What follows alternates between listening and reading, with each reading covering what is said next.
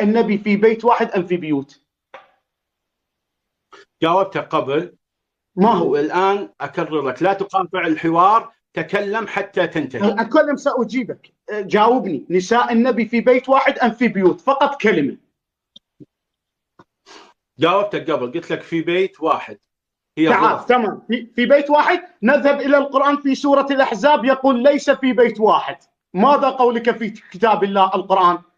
يا أيها الذين آمنوا لا تدخلوا بيوت النبي. شو قال بيوت؟ الو شيخي يلا شيخي قال بيوت والله قالوا بيوت النبي.